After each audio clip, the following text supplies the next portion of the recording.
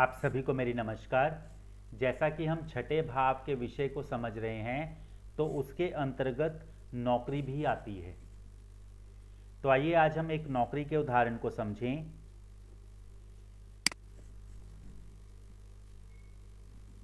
इस उदाहरण में मेरे पास एक जातक ने फ़ोन करके पूछा कि मैं काफ़ी समय से जो है नौकरी की तलाश में हूँ, तो मैं नौकरी कब पा सकूँगा या मुझे कब तक जो है नौकरी मिलेगी।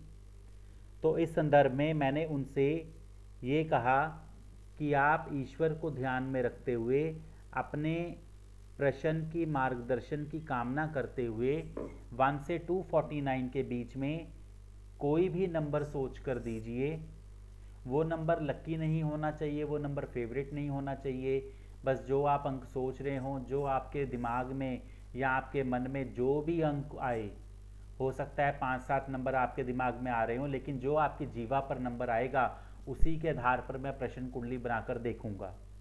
तो उन्होंने कुछ देर सोच समझ कर जो है मेरे को 29 नंबर दिया, 29 नंबर दिया।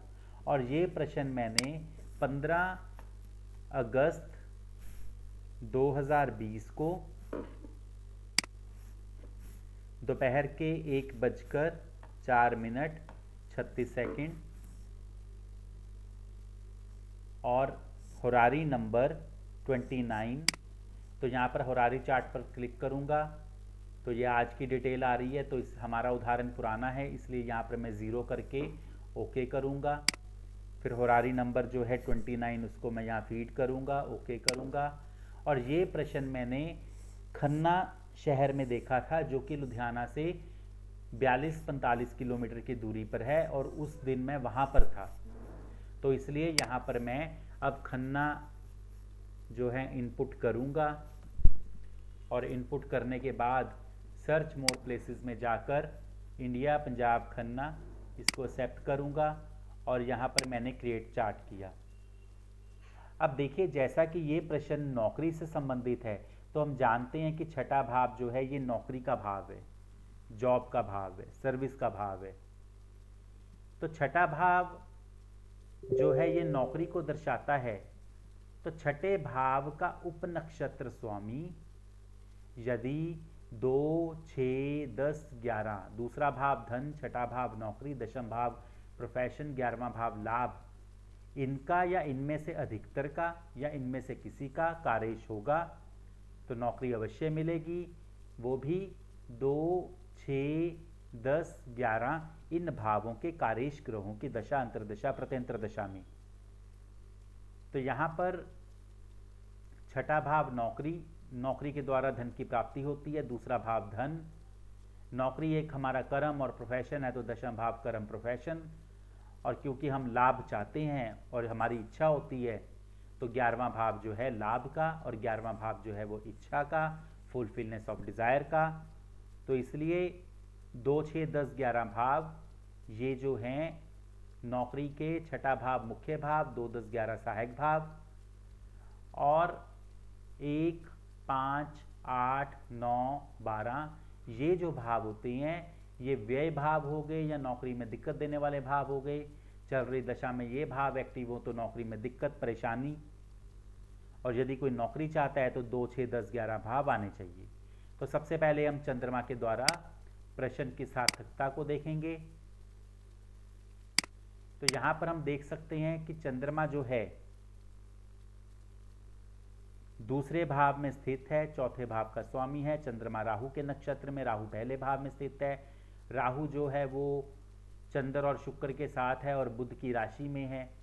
तो चंद्र और शुक्र के साथ है, चंद्र 2, 4 दे रहा है, शुक्र 2, 1, 6 दे रहा है, दूसरा छठा भाव आ गया। और बुध की राशि में है तो बुध भी जो है 4, 2, 3 दे रहा है, तो दूसरा भाव भी आ गया, छठा भाव भी आ गया, चंद्रमा राहु के नक्षत्र में। तो यहाँ पर राहु के ऊपर जो है ये गुरु की दृष्टि भी आ रही है, मंगल की दृष्टि भी आ रही है। तो मंगल और गुरु के भाव भी यहाँ पर सम्मिलित होंगे। मंगल का 11वां भाव हो गया 2, 6, 10, 11 में से, और गुरु का 8वां और 9वां भाव रुकावट और परेशानी। तो शो कंसोलिडेटेड करते हैं तो चंद्रमा का नक्षत्र स्वामी राहु इसलिए इतने भावों को दर्शा रहा है। प्लेसमेंट, एस्पेक्ट, कंजंक्शन, टेकिंग राशि लॉर्ड। चंद्रमा आगे गुरु के उपनक्षत्र में 8-9। तो अब देखिए यहाँ पर चंद्रमा की जो स्क्रिप्ट है इसमें दूसरा भाव 11वां भाव आ रहा है, साथ में 1, 8, 9, 12। तो रुकावट, परेशानी, चिंता और साथ ही जो है नौकरी, उसका धन और लाभ, इन भावों को दर्शा रहा है। तो प्रश्न की सार्थकता तो यहाँ पर है। अब यहाँ पर नियम के अनुसार हम देखेंगे क्या छठे भाव का उपनक्षत्र स्वामी नौकरी को दर्शा रहा है। छठे भाव का उपनक्षत्र स्वामी जो है वो है बुध, और बुध जो है अपने ही नक्षत्र में रीइंफोर्स है। बुध दूसरे भाव का कारयेश है, तो नौकरी का प्रॉमिस वो दे रहा है। इसके अलावा यदि हम कुछ और स्थिति भी देखना चाहते हैं बुध की, वो भी हम देख सकते हैं। तो यहां पर बुध जो है यदि हम देखें ये 5वां भाव भी दर्शा रहा है, और यहां पर बुध जो है दूसरा भाव दर्शा रहा है। तो नौकरी में परेशानी, और हालांकि नौकरी का प्रॉमिस जो है, सीधी सी बात है कि जैसे मैंने आपको ये कहा कि छठे भाव का उपनक्षत्र स्वामी 2, 6, 10, 11 में से किसी का या अधिकतर का कार्येश हो तो नौकरी अवश्य मिलेगी। तो छठे भाव का उपनक्षत्र स्वामी बुध जो है यहां पर दूसरे भाव का ही कार्येश है, तो नौकरी जो है वो अवश्य मिलेगी। और बुध अपने ही नक्षत्र में है, अन्य ग्रहों का भी नक्षत्र स्वामी बना है, पार्शली टेनेंटेड है। बुध, बुध, गुरु, और गुरु आगे शुक्र के नक्षत्र में दूसरा और छठा भाव। तो खैर प्रॉमिस तो पहले ही हम देख चुके हैं, तो ये थोड़ा सा और आगे हमने जाकर देखने की कोशिश की। तो बुध, बुध, गुरु, और गुरु आगे शुक्र के नक्षत्र में छठा भाव भी मिल रहा है, तो नौकरी अवश्य मिलेगी। 2, 6, 10, 11 भावों के कार्येश ग्रहों की दशा, अंतरदशा, प्रत्यंतर दशा में दूसरे भाव के कार्येश हैं गुरु, चंद्र, शुक्र, बुध, मंगल, सूर्य, बुध। छठे के कार्येश हैं गुरु, शुक्र। दशम के कार्येश हैं इकलौता शनि। अब जब इकलौता शनि है तो शनि सूर्य के नक्षत्र में, गुरु के उपनक्षत्र में है। सूर्य और गुरु ब्रैकेट में ले सकते हैं। 11वें भाव के कार्येश है राहु, मंगल, शनि। तो अब यहाँ पर 2, 6, 10, 11 के अधिकतर ग्रह जो हैं कार्येश हैं, जैसे कि सूर्य, चंद्र, मंगल, बुध, गुरु, शुक्र, उसके अलावा शनि, राहु, तो केतु नहीं है, उसके अलावा सभी के सभी ग्रह हैं। तो इसलिए रूलिंग ग्रहों को भी हम नोट कर सकते हैं। और रूलिंग ग्रहों को नोट करना है तो टीएम ऑफ असेंडेंट 15 अगस्त 2020 को कौन सा उस समय टाइम ऑफ असेंडेंट था यदि हम देखें तो आप नोट कर सकते हैं। लगन के को रूलर्स हैं मंगल, गुरु, मंगल, और चंद्रमा के हैं बुध, राहु, गुरु, क्योंकि चंद्रमा उस समय बुध की राशि, राहु के नक्षत्र और गुरु के उपनक्षत्र में था। लगन को हम रूलिंग ग्रह में यहां से नहीं देखेंगे क्योंकि ये होरारी का लगन है, तो इसलिए हम टीएम असेंडेंट देखते हैं, टाइम ऑफ असेंडेंट। तो ये बात का आपको पता चल गया होगा कि मैं हमेशा ये टाइम ऑफ असेंडेंट क्यों देखता हूँ यहाँ पर, क्योंकि ये जो लगन है ये होरारी नंबर 29 के अकॉर्डिंगली बना है। उस समय प्रश्न के समय जो लगन चल रहा था वो टीएम ऑफ असेंडेंट हमें दर्शाता है। तो अब यहाँ से आपको पता चल गया होगा कि रूलिंग ग्रह आसानी से नोट किए जा सकते हैं। तो मंगल, गुरु, मंगल, बुध, राहु, गुरु, दिन स्वामी शनि। तो इस प्रकार से हम रूलिंग ग्रहों को यहाँ पर हमने नोट कर लिया। नौकरी का प्रॉमिस मिल गया था।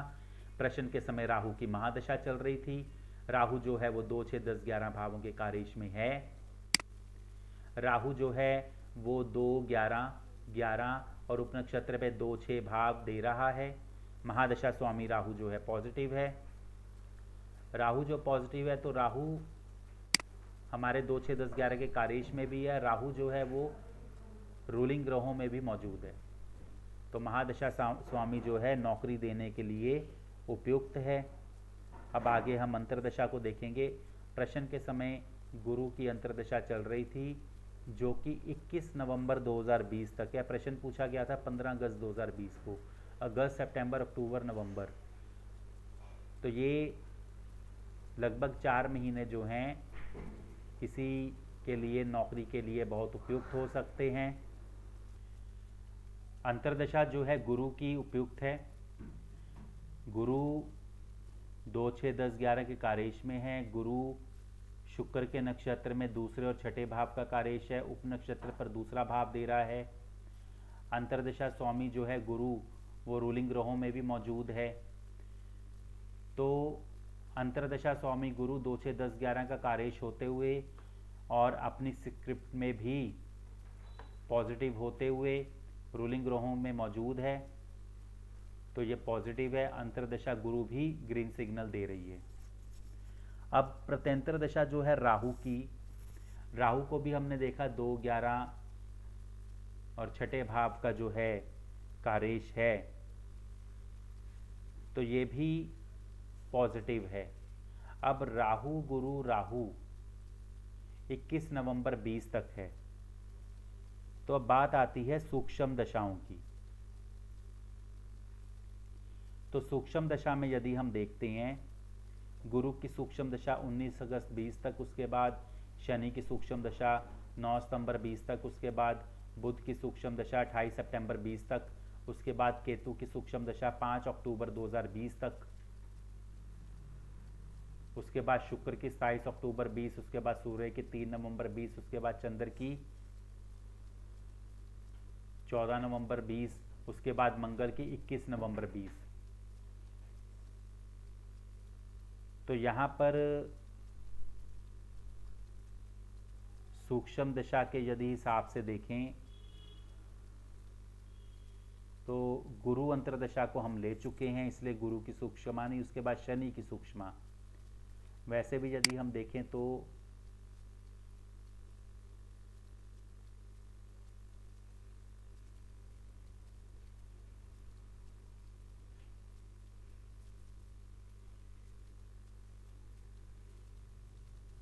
शनि की सूक्ष्मा को देखते हैं तो शनि जो है अपने नक्षत्र पर 4, 5 और उप नक्षत्र पे 8, 9 भावों को दर्शा रहे हैं। उसके बाद बुध को यदि देखते हैं और शनि को यदि हम, शनि तो उतना पॉजिटिव भी नहीं है, नेगेटिव ही है। बुध को देखते हैं, बुध जो है अपने और अपने नक्षत्र, अपने ही नक्षत्र में रीइंफोर्स है, पॉजिटिव भी है। तो यहाँ पर बुध अपने ही नक्षत्र में है और बुध पार्शली टेनेंटेड भी है। बुध गुरु और गुरु आगे शुक्र के नक्षत्र में 2, 6 भावों को दे रहा है, तो ये भी पॉजिटिव है। इसके अलावा एक नियम ये भी आता है सुरेश शाहासने जी का कि कोई ग्रह यदि अपने ही नक्षत्र में हो तो उप नक्षत्र को नक्षत्र और उप नक्षत्र को उप नक्षत्र पे कंसीडर कर सकते हैं। यदि उसके नियम के हिसाब से भी देखें तो बुध अपने ही नक्षत्र में है तो गुरु यहाँ और शनि, तो शनि 10, 11 भाव दे रहा है एक तरह से। तो बुध इस तरह से भी पॉजिटिव है और बुध जो है पार्शली टेनेंटेड है। बुध गुरु और गुरु आगे शुक्र के नक्षत्र में 2, 6, तो इन भावों को दर्शा रहा है, तो ये भी पॉजिटिव है। बुध जो है रूलिंग ग्रहों में मौजूद है। इसके अलावा बुध 2, 6, 10, 11 के कार्येश में भी है।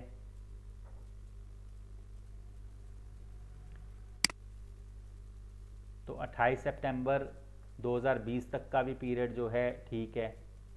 अब उसके बाद केतु को भी देखते हैं। अब देखिए केतु जो है वो अपने लेवल पर 2, 6, नक्षत्र लेवल पर 2, 6, उप नक्षत्र लेवल पर 2, 6 इन भावों को दे रहा है।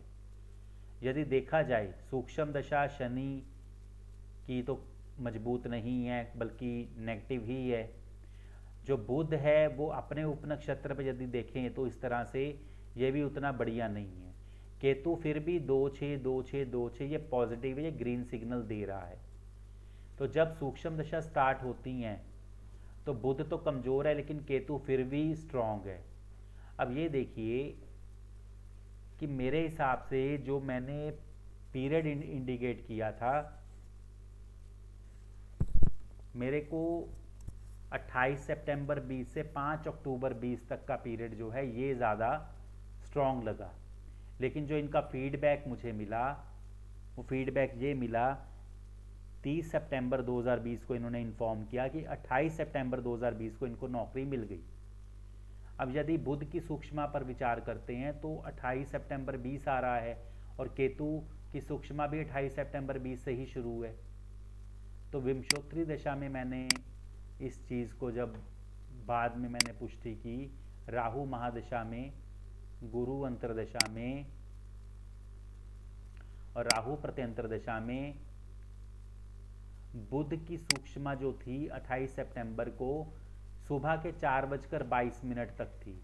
उसके बाद केतु की सूक्ष्मा शुरू हुई। तो अर्ली आवर्स 28 के तो नहीं, क्योंकि वो तो सुबह अर्ली आवर्स तड़के की बात हो गई। तो दिन उसके बाद चढ़ा और 28 तारीख का दिन चढ़ा तो वो केतु की सूक्ष्मा में जाकर चढ़ा। तो केतु की सूक्ष्मा जो है 28 तारीख से एक्टिव हुई और एक्टिव होते ही उसने 2-6-2-6-2-6 इन भावों को दिया। महादशा स्वामी राहु ने जो है 2-11-11 2-6-11 और अंतरदशा स्वामी गुरु ने जो है 2-6-2, प्रत्यंतर दशा स्वामी राहु फिर से वही भावों को, और फिर केतु 2-6-2-6-2-6। तो यहाँ पर ये भाव जो है पॉजिटिव हुए। तो एक तरह से जो पीरियड मैंने इनको बताया था, लगभग यदि बात करें कि लगभग सितंबर अक्टूबर का पीरियड, और वो भी यहाँ के हिसाब से देखें तो हालांकि बुध कमज़ोर था लेकिन केतु ज़्यादा स्ट्रॉन्ग था, तो वो इनको मैंने लगभग सितंबर एंड का पीरियड ही बताया था। तो 28 सितंबर को इनको जॉब मिली, 30 सितंबर को इन्होंने इन्फॉर्म किया कि इनको जो है जॉब मिल चुकी है। तो इस प्रकार से आप इस उदाहरण को समझ सकते हैं। महादशा को ग्रीन सिग्नल देकर हम टिक कर सकते हैं, अंतरदशा को, प्रत्यंतर दशा को। उसके बाद जो जो सूक्ष्म दशा हैं उनको हम ग्रीन सिग्नल देकर टिक कर सकते हैं, और जो फर्स्ट कम फर्स्ट बेसिस पे हमें ज़्यादा अच्छा लग रहा है वो पीरियड हम एज ए प्रिडिक्शन के तौर पर जातक को बता सकते हैं। तो इस प्रकार से आप इस उदाहरण को समझ सकते हैं। धन्यवाद।